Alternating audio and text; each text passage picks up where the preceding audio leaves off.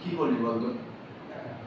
এই যে মইনা স্যার ওদের যেটা যে মেসেজটা দিল সেটা কি করলো? এন্টারটেইন করলো না? এন্টারটেইন কিন্তু করলো কি করলো? ওর মধ্যে দিয়ে যে ওকে শিখিয়েছে মিউজিকটা সে বেছে রয়েছে, কোনোভাবে সেটাই হয়েছে। কেউ ওকে হাতে ধরে গিটারটা প্লে করানো শিখিয়েছে, সেজন্য আজকের দিনটা এসছে। কেউ ওকে ইন্সপায়ার করেছে পারফর্ম করার জন্য, সেজন্য আজকের দিনটা এসছে। তোরা হয়তো অনেকে অনেক কিছু করতে পারিস, আজকে সেই স্কোপটা পেয়েছিস নিজেদের ট্যালেন্টটাকে এক্সপ্রেস কর। অনেকে হয়তো গাইতে চাইছিস, অনেকে গলা মিলিয়েছিস। এইভাবে তোরা সেই টিচারের ইনফ্লুয়েন্স থ্রু মইনা স্যার তোদের কাছে আসবে। আগামী দিনে তোদের সামনে হয়তো এরকম একটা মাস থাকবে, তাদেরকে তোরা ইনফ্লুয়েন্স করবে। তো আলটিমেটলি কি হচ্ছে, আমাদের মধ্যে দিয়ে আমাদের টিচারটা বেঁচে থাকে। আজ আমি যেভাবে আছি, যা করছি, that is only because of my teacher.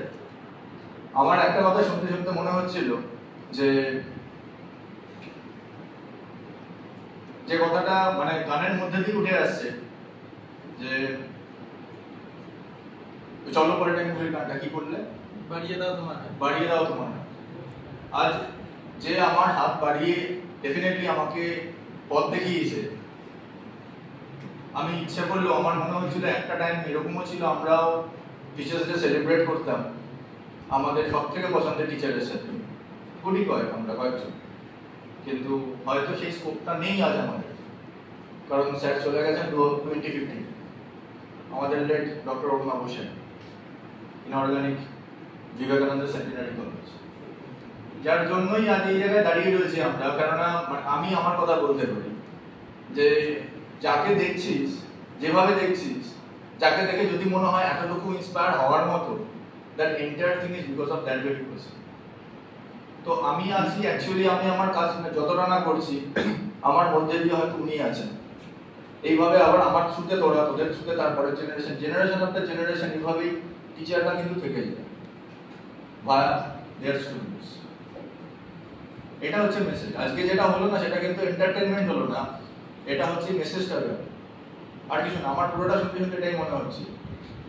তো সেই স্কোপটা এখন আমার হয়তো নেই, বাট উনি যেখানেই আছেন, যেভাবেই আছে, খুব ভালো আছে, সেটুকুই প্রার্থনা করব। কিন্তু ক্যারিয়ারে তো এরকম অনেক ফ্যাকাল্টি পেয়েছি, অনেক গাইডেন্স এসছে, যাদেরকে না 120টা 130টা করে রিসার্চ পাবলিকেশন রয়েছে। তারপর উনি আমাদের সব থেকে ফেভারিট টিচার ছিলেন, যদিও রেজোনেন্স করার সময় করতে পারেনি বলে আমার খাতা ছিঁড়ে ফেলে দিয়েছিল, হাইড্রোকার্বনের মেকানিজম করতে পারেনি বলে একদিন মেরে দিয়েছিলেন সকাল সকাল, চল মেরে দিয়েছিল। তারপরেও উনি আবার সেই জায়গাগুলোকেও শর্ট আউট করতে হেল্প করেছেন লাইফের প্রত্যেকটা ফেজে, যার জন্য আজ এখানে দাঁড়িয়ে রয়েছি। And you know the best reward of my life, যখন স্যার নিজে আমাকে বলছেন after completion of my course যে কোথাও গিয়ে তোর সাথে আমার একটা সোল কানেকশন আছে, কারণ তুই হয়তো আমার মতো ভাবতে পারিস সাবজেক্টে। And the second most important thing, যেটা কিনা এরপর আমি আমার ক্যারিয়ার স্টার্ট করি, initially I started with the undergraduate student, BSc student, honours student. তাদের মধ্যে কিছু স্টুডেন্ট ভিসি কলেজেরও ছিল।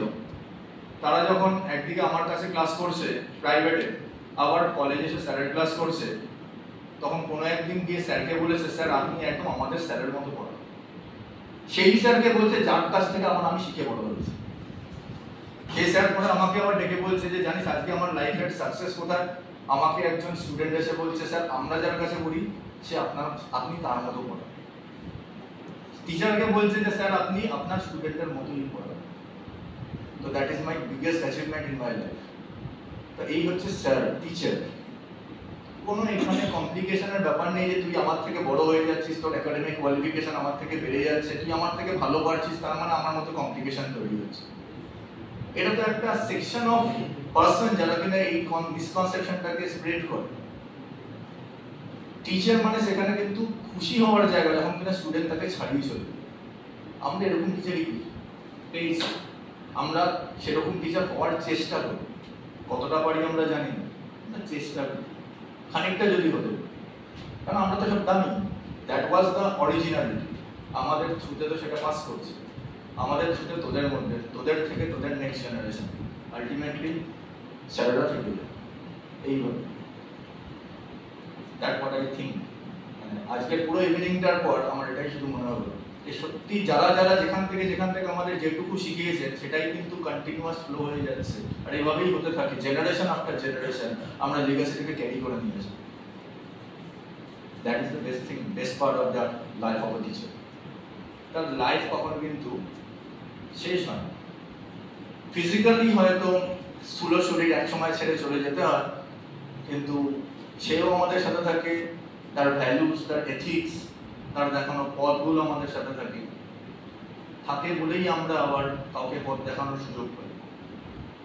আমি আজকে কিছু মোমেন্টস ক্যাপচার করছিলাম এই কারণে যে যারা এই বেঞ্চের নিচে বসে রয়েছে, কর্নারের নিচে বসে রয়েছে, আগামী দিনে তারাই কোনো আইআইটিতে যাবে, মেডিকেল কলেজে যাবে, এমডি করবে, সার্জন হবে। তখন হয়তো কোনোদিন দেখা হলে এই মেমোরিগুলো আমাদের কাছে খুব প্রিসিয়াস, যে একসময় এখানে মাটিতে শুয়ে বসে পড়ে কতটা ইনোসেন্স ছিল, আর সেই ইনোসেন্সের সাথে সেই পিওরিটির সাথে যেন রিলেশনটা এভারলাস্ট হবে। এই পিওরিটিটা এসে তাই বকাঝকা তো আমি করি, এবং আমি খুব খারাপ একজন টিচার হিসেবে আমি জানি, সেটা আমাকে আলাদা করে বলার দরকার নেই, এবং আমরা মহল্লায় সবাই এরকমটাই করে থাকি। এটা না ভেবে যে বকলে স্টুডেন্ট চটে যাওয়াটা ক্ষণিকে, ও যখন রিয়েলাইজ করবে যে কেন বকেছি ও আবার ফিরে আসবে। কেন কি প্রপার পথটা দেখানোটা জরুরি। আমরা সেটা দেখানোর চেষ্টা, আমরা সেটা দেখতে পেয়েছি, আমাদের দেখানোর চেষ্টা হয়েছে, কেউ দেখিয়েছে, আমরা দেখানোর চেষ্টা করছি। তোদের মধ্যে থেকেও ডেফিনেটলি তখন যেটা ফ্রান্সিসদা বলছিলেন, কেউ মেডিকেলে যাবে, কেউ ইঞ্জিনিয়ারিং যাবে, কেউ মেইন স্ট্রিম রিসার্চে যাবে, কেউ হয়তো টিচিং প্রফেশনেও আসবে, হতে পারে কেউ কেমিস্ট্রিতেই আসবে বা বায়োলজিতে আসবে, ম্যাথসে আসবে। তাদের কাছে আবার স্কোপ থাকে এরকম একটা বড় সেকশন অফ স্টুডেন্টকে বা একটা সেকশন অফ পিপলকে কনভিন্স করানো, মেসেজটাকে পাস করানো যে the relation is very very pure.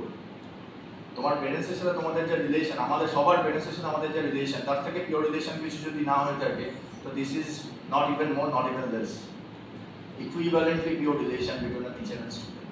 হয় বলেই বোধহয় আমরা আমাদের টিচারদের দেখানো পথগুলো, সেই ভ্যালুগুলো, সেই মরালিটি, সেই এথিক্সগুলোকে নিজেদের মধ্যে নিতে পারি, সেটা ক্যারি করতে পারি, সেটা নেক্সট জেনারেশনের কাছে রাখতে পারি। That's all. Thank you for entire